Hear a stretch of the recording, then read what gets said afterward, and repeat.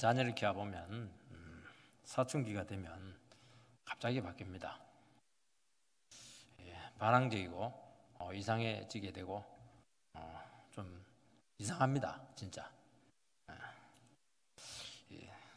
갑자기 변한 것은 자아의식이 자녀들이 생겼기 때문이고 자기 자신을 찾아가는 과정이기 때문입니다.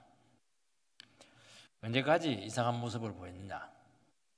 자기를 찾고 자기를 받아주고 자기를 알고 자기를 용납할 때까지 계속 그 기간과 강도가 결정이 됩니다. 이제 길게 간 사람들은 굉장히 오래 갑니다. 부모는 참 이때 마음이 참 아픕니다. 이러다 자식 잃지 않나 그런 불안이 찾아옵니다. 교훈하고 지도를 하고 이러면 막 더 잔소리라고 여기고 막 더 그냥 거부를 하고 말로도 못하고 가만히 보고 있자니 힘들고 속이 타는 것입니다. 그러다가 막 때리기도 하고 어떤 경우는 막 퍼붓기도 하고 막 참았기도 하고 그냥 기도했다가 스스로 자책도 하고 그러면서 이 자녀가 자기를 찾아가는 이 과정, 이 길을 감당을 해줘야 됩니다. 한 인간이 변하는 것이 참 이렇게 어렵습니다. 어렵고 얼마나 도와주는 게 이게 불가능한 일입니다. 자기 자신을 계속 죽여야 되기 때문입니다. 예수님께서는 육신을 입고 오셔서 이 세상에서 십자가에 달리신 것이 조금씩 이제 이해가 됩니다. 왜 꼭 십자가에 달려야 되는가? 저도 그게 참 이해가 잘 안 되었습니다. 굳이 내가 나를 위해서 죽어야 되느냐? 꼭 죽어야 내가 살아날 수 있겠는가? 이제 그런 의문을 가질 때가 참 많았습니다. 그런데 죽어야 됩니다. 죽어야 돼요.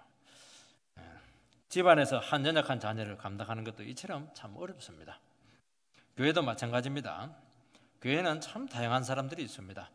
까다로우신 분들도 있고 참 작은 것도 잘 넘어가지 못하고 꼭 이 점검을 해야 되고 따져야 되는 그 예민한 분도 이렇게 계시죠. 소화를 잘 못해냅니다. 또 시험에 참 잘 들고 또 침체에 너무 쉽게 잘 빠지기도 하고 의심에 빠집니다.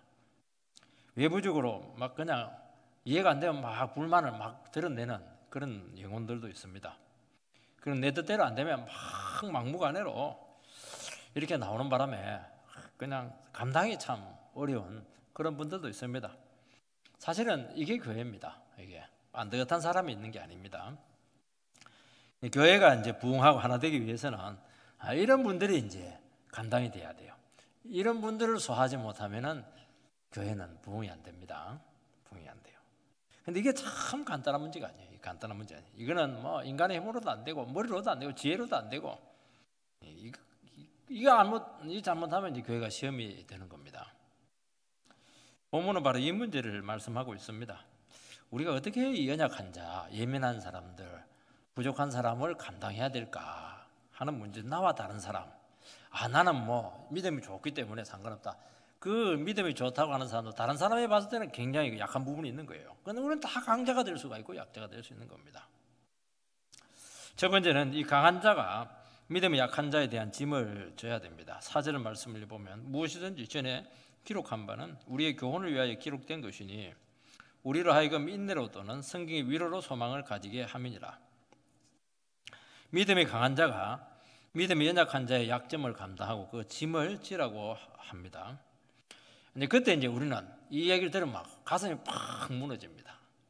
막 어떻게 인간의 힘으로 합니까? 막 그냥 나와 같은 사람도 막 어떨 때는 실증은 나는데 어떻게 힘든 사람의 짐을 감당합니까? 하는 것이죠. 보상이 오는 것도 아니고 또 그렇게 해줘야 될 이유도 없습니다. 그 사람은 나하고 무슨 상관이 있어요? 빚진 것도 없고 신세진 것도 없고 아쉬울 것도 없고 도리어 이 사람 접촉하면 힘들게만 하고 말이죠.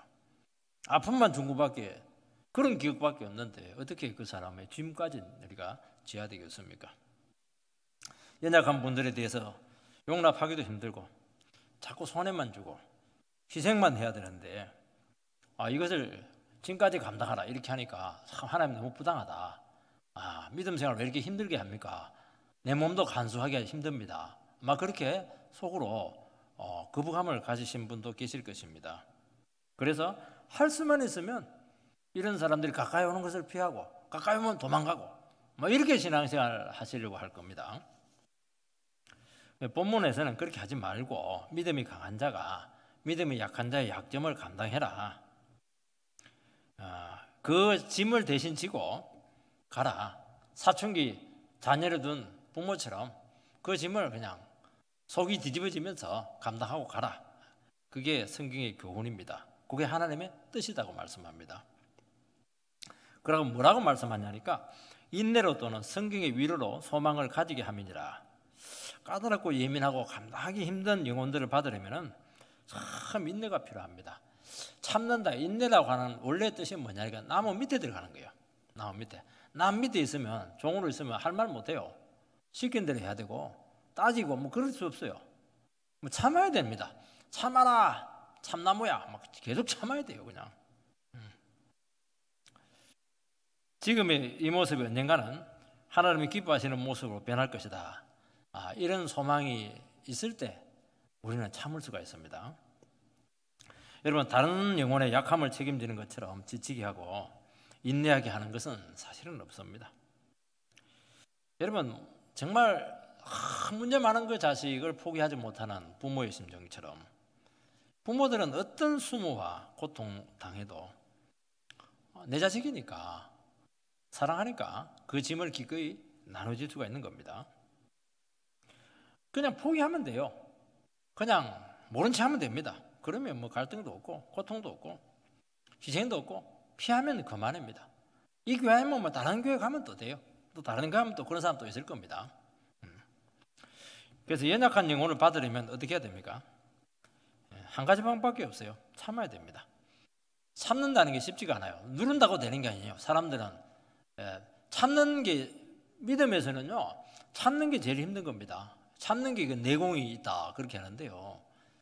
신앙에서 제가 보니까 제일 굉장히 이게 능력이 있는 게 보니까 참는 거더라고. 아무 일 없는데도 참아낼 수 있는 사람, 말 안 하고 꼭 참아낼 수 있는 사람들이 참 이 사람들이 대단한 사람들입니다. 여러분, 참는다고 누른다고 해서 참아지는 게 아닙니다. 어떻게 참습니까? 끝없이 자기를 부인해야 되고 계속 자기를 죽여야 참을 수가 있는 겁니다. 변하지 않는 남편을 상대해 본 자매들은 한 영혼이 변하는 것이 얼마나 힘든 것인가 하는 것을 알 것입니다. 한번 교회에 나가게 하려면 세상에 그런 종로도 없어요.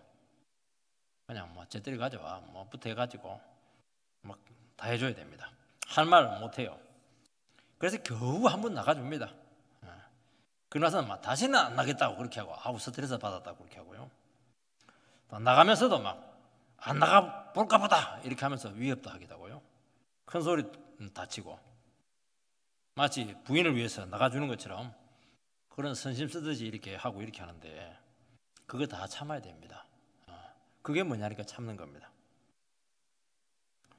속이 이제 몇 번 뒤집어지는 것이죠. 그래도 참는 것은 그렇게 해서 한 영혼이 구원받으면 아무 문제가 없어요. 그것처럼 기쁘고 즐거운 것이 없습니다. 너무 귀한 것이죠. 그리고 그 영혼이 너무 불쌍하기 때문에 우리는 참는 겁니다. 그래서 믿음이 연약한 자는 믿음이 강한 자, 먼저 된 자를 항상 시험합니다. 무엇을 시험합니까? 믿음이 좋은 자 사람, 그 신앙이 좋다고 하는 이 사람이 정말 얼마나 인내가 많은가, 얼마나 속이 깊은가, 얼마나 포용력이 있는가, 이걸 시험하는 데 천재입니다. 그래서 어디까지 가냐? 그 한계점까지 딱 끌고 가요. 여기서 한계점에서 이제 어떻게 해야 되냐는 것이죠. 여기서 그냥 이게 뭐가 어쩌고 어찌 이러면서 멱살 풀어버리면 뚜껑이 딱 열리면 이제 낙점입니다.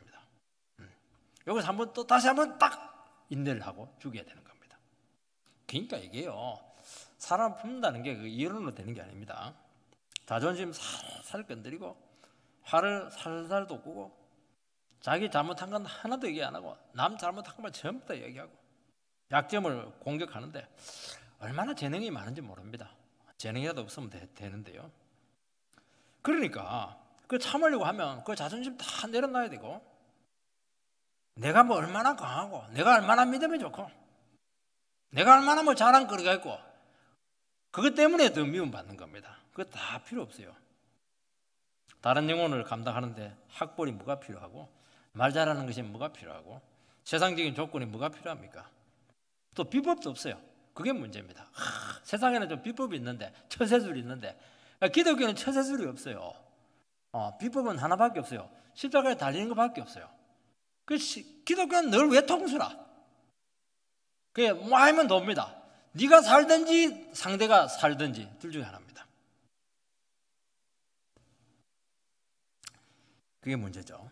예수님처럼 죄인들의 부르짖음을, 자기 자신의 문제를 알고 십자가를 알고 묵묵히 지고 가는 그 길, 내가 완전히 없어져야 돼요. 이것만이 하나 되게 할 수 있는 유일한 길이라고 말씀하고 있습니다. 하늘의 밀알이 땅에 떨어져 그대로 있으면 알갱이로 남지만은 썩으면 많은 열매가 맺는다고 했습니다. 내가 옳다는 것을 생각하면서 그냥 알갱이로 있으면 고고하게 남아 있습니다. 썩어야 돼요. 우리나라 그 된장 맛이 전 세계적으로 없는 맛입니다. 그 놀라운 된장 맛이 어떻게 나왔습니까? 홍을 갖고 막 그 발효를 시키니까 푹 썩으니까 막 세상에 희한한 냄새가 나요. 그 장에다 담그면 모든 게 다 맛있는 겁니다. 이게 푹 썩어야 됩니다. 늘 얘기하잖아요. 신앙생활은 썩는 거라고요. 교회 와가지고 알갱이로 있으면 안 돼요. 도드라지면 안 됩니다. 그냥 없어지고 가루가 되고 썩어버려야 돼요. 푹 썩으면 됩니다. 아우 잘났어요 이러면 안 돼요. 그래 푹 썩어야 주위에 있는 영혼들을 변화시킬 수가 있습니다. 내가 뭐 얼마나 옳고 옳으면 얼마나 옳겠어요? 내가 사람을 변화시키려면 내가 옳고 똑똑하고 바르고 이런 것으로 안 됩니다. 이런 거 절대로 안 돼요. 망할 수밖에 없는 영혼들을 어떻게 하든지 은혜와 사랑으로 구원해내고 변화시키는 이것이 이제 옳은 겁니다. 이게 주님께서 늘 이야기하지만 바른 겁니다. 하나님께서 인정하시는 오르심은 반드시 구원으로 나타나야 돼요. 다른 사람이 내가 옳다고 했는데 열심히 신앙생활 했는데 다른 사람이 다 죽어버렸어요. 그거는 틀린 겁니다. 틀린 거예요. 나는 막 살아났는데 힘이 팍 났는데 저 사람 완전히 피떡이 돼가지고 막 그냥 구석자에서 뒹굴고 있습니다. 그러면 주님께서 책망합니다. 나쁜 놈아 이렇게 할지 모릅니다. 반드시 구원으로 나타나야 돼요. 예수님처럼. 그 연약한 남편을 변화시켜야 되고요. 공동체 안에 있는 길들이지 않는 그 연약한 영혼들을 어떻게 하든지 변화시켜야 됩니다. 안 되던데요. 틀렸던 겁니다. 변화시켜야 됩니다. 그것이 옳은 것이고 그것이 구원이고 그것이 공동체에서 썩는 겁니다. 그러니까 얼마나 힘들겠습니까? 인간의 힘으로 안 됩니다. 여기 보면 뭐라고 되어 있냐니까 성경의 위로로 이렇게 되어 있는데요. 과거 성경이 좀 나아요. 안위로. 똑같은 말이긴 한데 조금 다릅니다. 하나님의 위로와 간섭하심이 있다는 겁니다. 여러분 다른 영혼의 부족을 메워주고 연약함을 감당하려고 할 때 자기 자신이 이제 사라지고 가루가 돼야 되는데 이때 하나님께서는 반드시 위로를 주십니다. 그리고 함께 하십니다. 그리고 그 상황 가운데 간섭하십니다. 이게 너무 놀라운 거예요. 이건 해봐야 됩니다. 내가 없어지는 것 같은데 주님은 막 살아나요. 거기서 그때부터 주님이 일하기 시작합니다. 자기 힘으로는 안 돼요.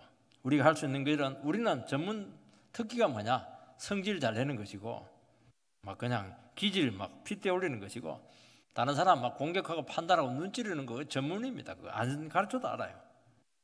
그런데 그렇게 하지 않고 자기를 죽이면서 나가면 정말 그때부터 성령이 역사하는가 하는 것을 알 수가 있습니다. 이게 은혜구나. 이게 내가 깊어지는 거구나. 이게 영광이구나. 예수님께서는 십자가로 요한복음에서 이제 계속 나올 텐데요. 나는 영광을 향해서 간다 할 때는요. 출세하러 가는 게 아닙니다. 십자가에 달려 죽는 게 영광이에요. 교회에서 영광은 뭡니까? 다른 영혼에서 내가 십자가에 달리는 게 영광입니다. 그럼 하나님께 영광 받으세요. 주님 영광 받습니다. 그러면서 야, 여기에 하나님의 기쁨이 있고 여기에 회복이 있고 여기에 하나님의 영광이 나타나는구나 하는 것을 알게 됩니다. 이것을 통해서 무엇을 알게 됩니까? 한 영혼을 변화시키는 것도 이게 내 힘으로 되는 게 아니고 주님께서 힘을 주셔야 되고 은혜를 주셔야 된다는 것을 뼈저리게 깨닫게 된다는 것입니다. 그러니까 감당이 되는 겁니다. 하나님께서 놀랍게 힘을 주세요. 그리고 비참해지지 않아요. 우리는 내가 수구리면 비참해진다 생각하는데 그렇지가 않아요. 하나님 나를 너무너무 존귀하게 만드십니다. 그래서 이런 과정을 통해서 먼저 우리는 약한 자들, 예민한 사람들 보면 저 사람이 문제야. 저 사람이 바뀌어야 돼. 저 남편이 문제야. 저 남편은 불량품이야. 우리 금요성인 공부할 때 어떤 분이 남자들은 불량품 같아요. 그렇게 해서 우리 굉장히 깜짝 놀랐어요. 근데 사실은 다 불량품입니다. 우리는 거의 폐품이죠. 폐품입니다. 그러면서 어떻게 됐냐니까 내가 먼저 바뀌게 됩니다. 내 생각이 좁았고 내 시각이 너무 얇았다. 그러면서 포용력이 생기게 된다는 것입니다.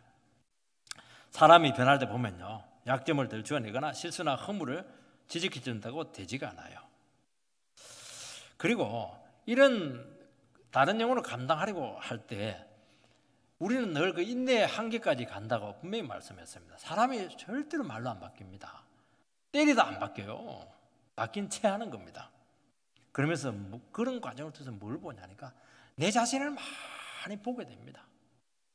그래서 부모들은 자녀들 때려놓고 부모가 울어요. 부모가 내 죄 때문이라고. 왜냐니까 자기 자신의 인격의 한계가 다 드러난 겁니다. 자기는 뭐 박수 치고 그럴 때는 뭐 그냥 천사 같은데요. 한 번 못된 놈 한 만나놓으면 보면요 완전히 그냥 다 드러납니다. 시궁창 다 나와요.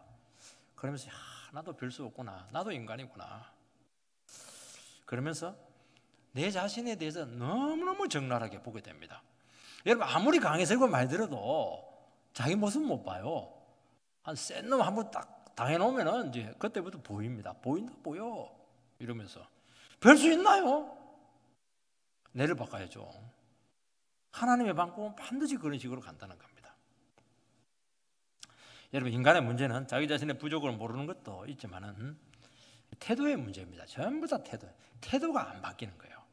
자존심이 안 꺾이는 겁니다. 이게 잘난 교만한 이게 안 되는 거예요. 이게 이 문제예요. 그러면 어떻게 해야 됩니까? 몰라서 그런 게 아닙니다. 강한 자가 믿음이 좋은 자가 먼저 꺾이면 돼요. 먼저 내려가 버리면 돼요. 그게 강자입니다. 내가 바뀌면 돼요.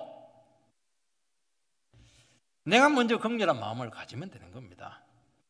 덮어주고 감당해 줄 때 이상하게 사람이 변합니다.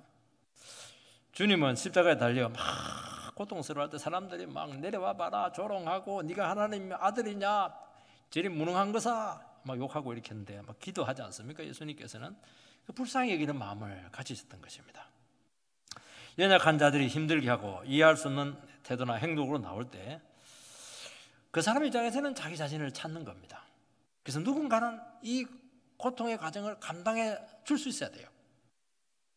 자기 존재를 확인해 보고 싶은 겁니다. 자기 수준에서는 그렇다는 거예요. 그래서 영혼 깊숙이 본질적인 필요가 아직 그 사람은 채워주지 않았기 때문에 본질적인 문제가 해결이 안 됐기 때문에 그런 이상한 정체가 나타나는 겁니다. 주님은 이것이 인간이 하나님으로부터 버림받은 두려움에서 온 것인 줄 알고 아들을 보내서 십자가에 아들을 그냥 못 박아버렸던 겁니다. 그래서 그 모든 두려움을 해결해 주신 것입니다. 주님은 죄인들의 영혼 깊숙한 곳에 있는 그 본질적인 문제를 아시고 너무 깊이 아시고 그리고 불쌍히 여기는 마음을 가지고 있었습니다. 이것이 진정한 변화를 가져왔다는 겁니다.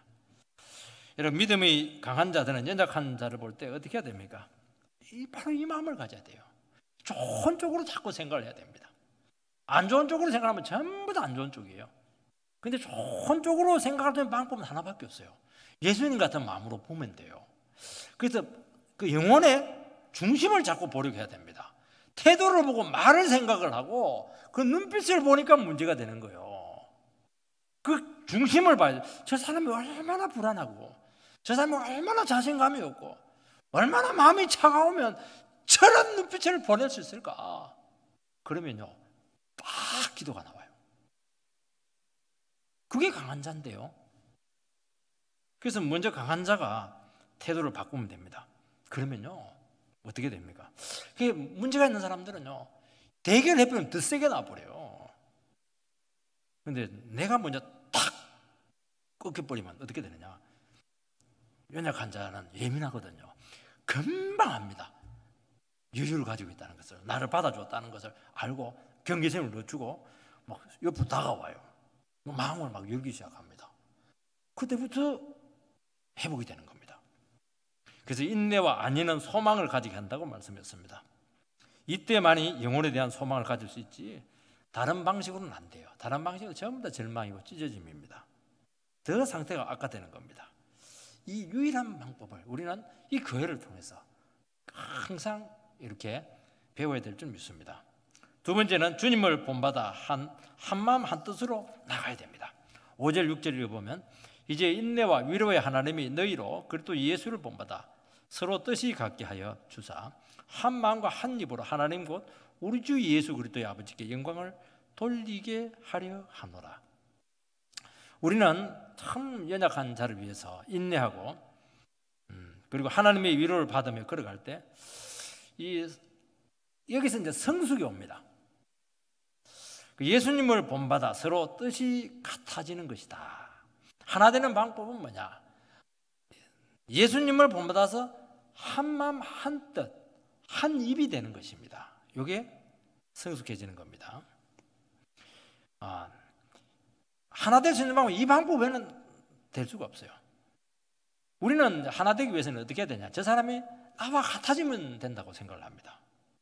그렇게 되지가 않아요. 주님 안에서 같은 마음을 품을 때 하나가 된다고 말씀하고 있습니다. 여러분 어떻게 한 마음이 될 수 있습니까? 그거는 딱 하나입니다. 주님처럼 낮아지는 마음을 가지는 것입니다. 빌립보서 2장에 보면 뭐라고 되어 있습니까? 그리스도 예수의 마음을 품어라 이렇게 말씀을 했습니다. 그리스도 예수의 마음이 무엇입니까? 그분은 하나님이셨는데 자기 자신을 비워 너무 낮은 자리까지 왔다. 그게 빌립보서 2장입니다. 빌립보서 2장의 배경이 뭐냐니까 빌립보 교회가 서로 안에 분쟁이 있는 거예요. 서로 잘난 체 하는 겁니다. 계속 시끄러워요.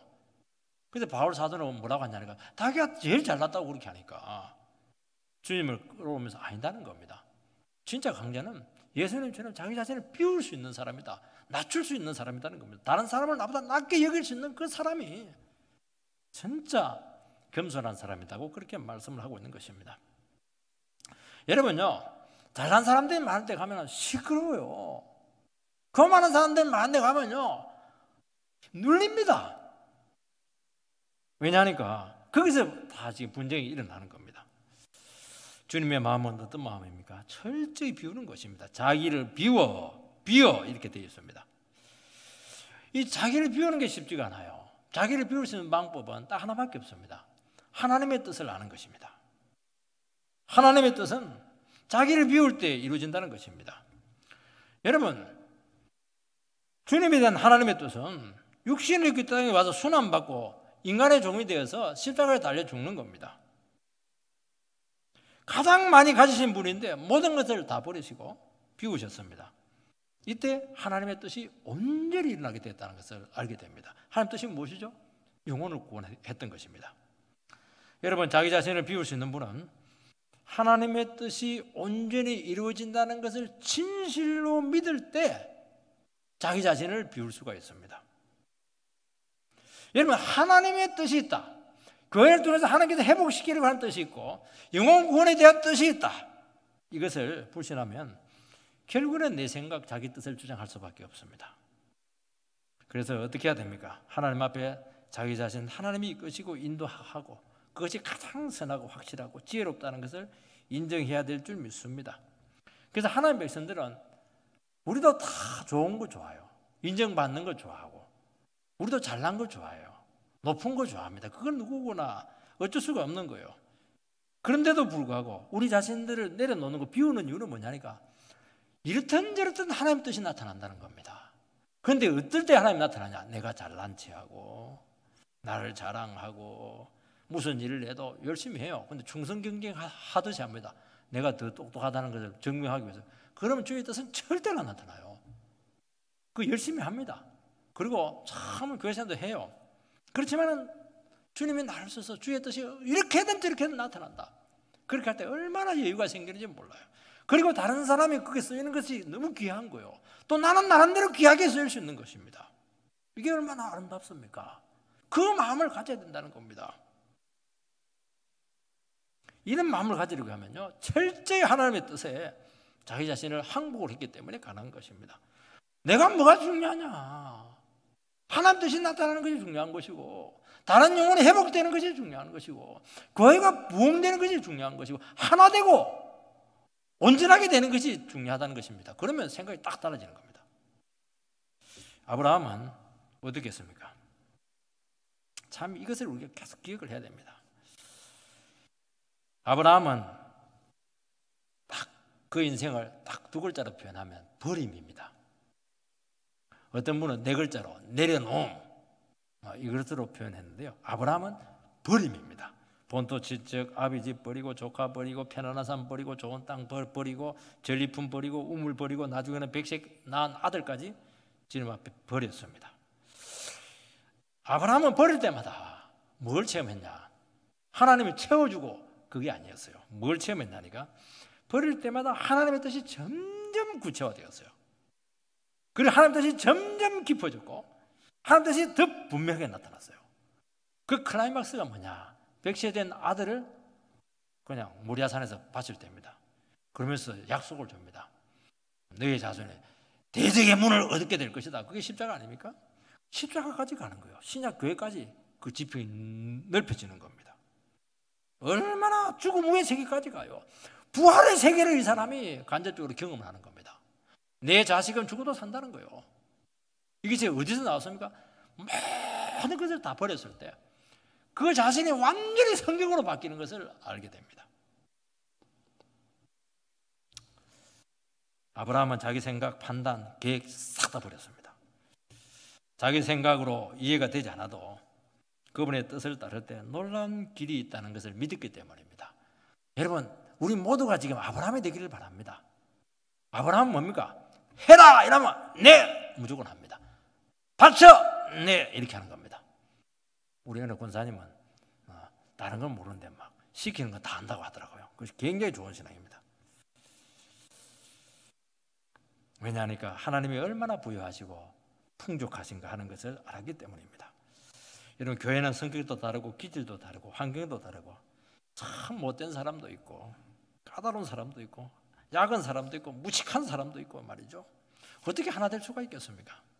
하나님의 뜻 안에서 하나 될 수 있습니다. 하나님이 얼마나 부유하시고 지혜로우시고 능력이 많으신 분인가 하는 것을 이것을 이 관계를 통해서 한번 확인을 하라는 겁니다. 그분의 뜻 안에서 우리 자신을 내려놓을 때 하나님이 어떻게 하나 되게 하는가 하는 것을 한번 우리 체험을 해보자는 겁니다. 이거 너무 복음을 우리가 귀로만 듣고 마는데요. 그래서 신앙은 집안에서 하는 게 아닙니다. 혼자 아무리 성경을 회비하고 그냥 도려내고 이래도 안 돼요. 씹어 먹어도 안 돼요. 하나님 말씀 듣고 교회 안에서 부대끼면서 부딪혀가면서 갈등해 가면서 여기서 다지고 자기를 죽이고 또 죽이고 또 죽이고 그렇게 하라는 겁니다. 그게 신앙이죠. 뭐 현장이 없는 기독교는 없는 거예요. 절대로 산속에 중처럼 들어가면 안 됩니다. 그러면 알게 돼요. 우리 하나님 뜻 안에서 내 뜻을 탁 내려놓을 때 이야, 하나님 놀랍게 하나 되게 하는 겁니다. 여러분, 나의 다음이 하나님의 다음이 아닌 것을 알게 될 겁니다. 나의 끝이 하나님의 끝이 아니다는 것을 알게 될 겁니다. 그때부터 하나님께서는 이제 그때부터 역사를 하기 시작하는 겁니다. 내가 붙들고 있으니까 안 되는 거 이게 내려놓으시기 바랍니다. 성도들이 하나 되지 못하고 싸우는 것은 신앙의 가장 기본적인 부분에서 분명하지 않기 때문에 그렇게 하는 것입니다. 신앙의 기본이 뭡니까? 하나님 말씀 붙들고 다 내려놓는 거예요. 말씀은 내는 겁니다. 내가 말씀 은혜 받고 있고 하나님 내 말씀을 주고 있고 내 말씀으로 하나님께서 인도하고 있고 그게 뭐가 더 필요한 겁니까? 뭐 직분만 받는 거죠. 뭐 높이면 올라가는 건 낮추면 또 내려가는 것이고요. 그렇지만 내 속에 하나님의 말씀이 역사하고 있다. 천지를 만드신 하나님의 말씀이 역사하고 있다. 뭐가 부족한 게 있습니까? 그거예요, 그거. 그래서 여러분들 신앙생활 할 때 목표를 분명하게 해야 됩니다. 나는 능평교회에서 신앙생활 할 때 다른 걸 요구하면 안 되겠구나. 하나님 말씀에 은혜 받고 변화되자. 하나님 말씀으로 된다. 하나님 말씀만 내가 얻자. 그 생각만 하면 문제될 게 하나도 없고 은혜란 은혜는 다 체험할 겁니다. 그거는 제가 산 증인입니다. 공동체가 서로 삐걱거리는 이유는 하나님만으로 부족해요. 하나님 부족하면 내가 챙겨야죠. 뭐 말씀만으로 안 돼요. 그럼 내 머리를 써야죠. 내 계획을 막 가져야 되는 거 아니겠습니까? 투기하고 시기하고 자랑하고 분쟁하고 결국에는 하나님 앞에 온전히 내려놓지 못하는 부분이 있는 겁니다. 연약한 영혼을 감당하는 것이 하나님이 나에게 주신 짐인 줄 믿으시기 바랍니다. 여러분, 이 짐을 지라는 겁니다. 짐은 싫지만은 하나님이 주시는 짐은 우리에게 너무나 큰 유익을 준다는 겁니다. 그래서 하나님께서 나에게 주신 배려로 알고 능히 감당하시기 바랍니다. 우리는 감당하기 힘든 영혼들을 대할 때 막 피하고 싶지만은 아니에요. 그 사람이 꼭 있어야 된다는 거예요. 왜냐하면 그 사람 때문에 내가 성숙해지게 되고요. 그 사람 때문에 내 자신의 모습을 보게 되고요. 내 자신의 한계를 보게 되고 내가 믿음 좋다고 하는 게 그건 내 생각이었구나. 착각이었구나 하는 것을 알게 되고 하나님이 나를 위해서 붙여주었구나. 그렇게 받아들이시기 바라고 감사하시기 바랍니다. 여러분, 이것이 결국 한마음 한입으로 하나님께 영광을 돌리게 하는 방법이라고 말씀을 하고 있습니다. 하나님은요 참 너무 놀라워요. 제가 이 목회자고 제 자신도 마찬가지지만은 각자에게 각 맞도록 삶을 이끄셨다는 것을 알 수가 있어요. 어떤 사람은 잘 나가요. 시기할 것 없어요. 우리는 잘 나간 사람은 시기하는데 그럴 필요 없어요. 그 사람이 맞도록 주님께서 인도하는 겁니다. 나는 상황이 힘들어요. 그런데 편안하게 살아가는 사람들 보면 막 비교가 되면서 아쉬운 겁니다. 그럴 필요가 없다는 거예요. 하나님 나에게 맞도록 인도했다는 겁니다. 나를 잘 알고. 제가 능평교회에 왔어요. 어쩌면 큰 교회 갈 수도 있는 것이죠. 아니에요. 나에게 딱 맞는 거예요, 이게. 이게 얼마나 놀라운지 몰라요. 그걸 인정해야 되는데 그때부터 하나님이 육사합니다. 하나님은 다 각자에게 알맞도록 그 길을 반드시 인도하심을 고백하시기 바라고요. 그렇게 걸어가게 될 때 나중에 하나같이 하나님께 영광을 돌리게 되는 겁니다. 이 사람은 이렇게 영광을 돌리고 저 사람은 저렇게 영광을 돌리고 얼마나 아름다워요. 그게 하나님 한 일과 한 뜻으로 하나님께 영광을 돌린다는 뜻입니다. 왜 비교하냐는 거예요. 비교할 필요 없어요. 돈 많은 사람 돈 많은 데는 하나님 또 길이 있고 없으면 없는 대로 길이 있는 겁니다. 신앙은 반드시 연약한 영혼의 부족과 약점을 책임지는 자리까지 가야 되는 것입니다. 여러분, 다른 영혼을 책임지지 않으면 절대로 성숙하지 않아요. 결혼하지 않으면 성숙하지 않는다고 하지 않습니까? 서로 찢고 먹고 싸우면서 그렇게 하면서 성숙해지는 겁니다. 누가 성질 부리면 물러나주고 또 정신이 들면 와서 막 따지고 어떻게 하든지 관계는 깨지지 않으면서 인내하고 같이 걸어가게 될 때 서로 잘한다는 겁니다. 도저히 저 사람과는 같이 하나 될 수 없다고 그렇게 눈물 콧물 흘리고 막 이혼장을 몇 분 쓰고 이렇게 하는데도 불구하고 오늘 끝장내야지 이렇게 하고서도 그냥 하나님이 주신 나에게 주신 사람이구나, 나에게 맞는 사람을 주어서 그렇게 생각하고 또 내 자신을만 내려놓는 거예요. 눈물 한 바가지 흘리고. 그거죠. 뭐 우리 인생이 그거 아닙니까? 그렇게 가라는 거예요. 그게 승리자의 길이고 그렇게 할 때 하나님께 영광을 돌린다는 겁니다. 각자가 영광을 다 돌리게 되어 있습니다. 세 번째는 주님이 받으신 같이 받아야 됩니다. 7절 말씀을 읽어보면은 그러므로 그리스도께서 우리를 받아 하나님께 영광을 돌리신 것 같이 너희도 서로 받으라. 여러분, 하나님의 충만하심 안에서 우리는 하나 될 수 있다고 했습니다. 여기서 한 걸음 더 나가야 돼요. 주님이 우리를 받으신 것처럼 우리 서로를 받아야 됩니다. 서로를. 주님이 우리를 어떻게 받았습니까? 심판받을 수밖에 없는 우리를 살리시기 위해서 육신의 몸을 입고 와서 십자가에 달려 대신 심판을 받으셨던 것입니다. 그래서 다시 살아나셔서 우리를 자녀로 삼으시고 하늘 보좌에 올리신 후에 우리를 통해서 일하시고 동력하고 있다 하는 것이 하나님께서 우리를 받으시는 방식이었던 것입니다. 하나님은 우리를 자신과 동등한 아들로 삼으시고 사랑하셨습니다. 여기 보면 이제 서로 받으라 이 말씀은 마주보고 앉아서 같은 관점으로 보는 것을 이야기합니다. 마주보고 앉아 같은 관점을 봐야 돼요. 그 말은 뭐냐니까 함께 가려고 애쓰는 겁니다. 여러분, 교회는 함께 가는 겁니다. 함께 가려면 어떻게 해야 돼요? 잘 나가는 사람에게 맞추면 안 됩니다.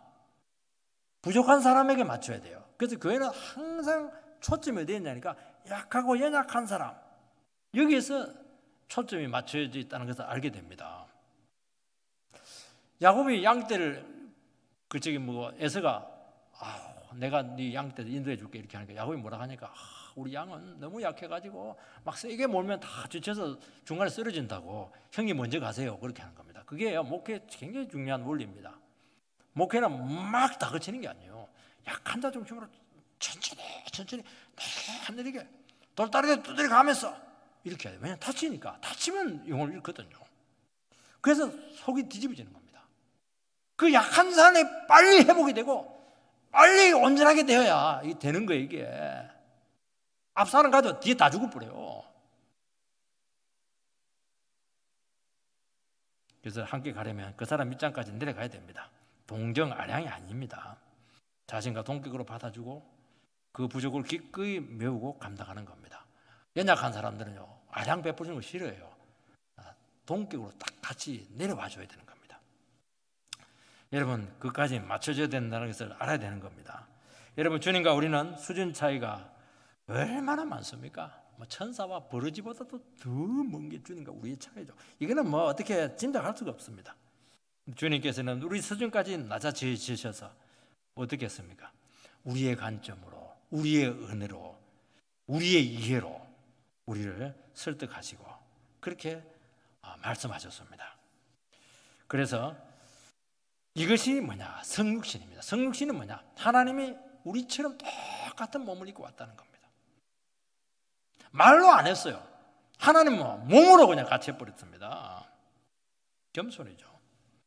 연약하고 부족한 영혼을 받으려고 할 때 얼마나 속이 터집니까? 같이 가리고 하려면 그 사람의 입장과 수준으로 내려가야 됩니다. 눈높이를 맞춰야 되는 겁니다.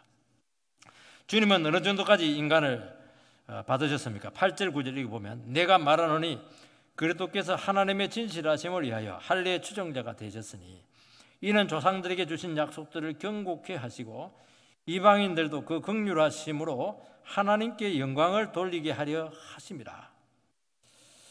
이게 아주 독특한 표현들이 나옵니다. 예수님께서는 유대인이지 않습니까? 그래서 할례의 추종자가 되었습니다. 그리고 조상들의 약속을 지키셨습니다. 경고케 했다고 말씀하고 있습니다. 여러분, 유대인들이 어떤 사람들이냐면 유대인들은 자기들은 할례 백성이라고 하나님 백성이라고 그렇게 하지만요, 원래 노예 출신들입니다. 정말 제일 못난 백성들이었어요. 하나님 때문에 그들이 거만해진 겁니다. 그런데도 불구하고 하나님께서는, 주님께서는 어떻게 했습니까? 유대인으로 나셔가지고 그들이 할례 받았던 걸 그대로 추종을 했습니다. 그거 구원 안 되거든요. 그게 따랐다는 겁니다. 일부러 따랐다는. 왜 그렇게 했습니까? 하나님의 약속을 경고하기 위해서 그렇게 했다는 겁니다. 하나님의 약속이 뭡니까? 나는 너희들을 끝까지 붙들어 줄 것이고 너희들은 나의 자녀다. 절대로 나를 포기하지 않는다. 그 문제는 뭐냐니까 유대인들이에요. 유대인들은 늘 배신하고 우상하고 죄짓고 대들고, 그러니까 어떻게 합니까? 주님께서는 같이 할례도 하고 말이죠. 얼마나 아픈데요.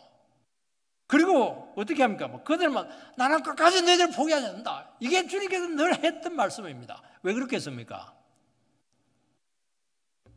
그들을 사람 만들려고 그렇게 한 겁니다.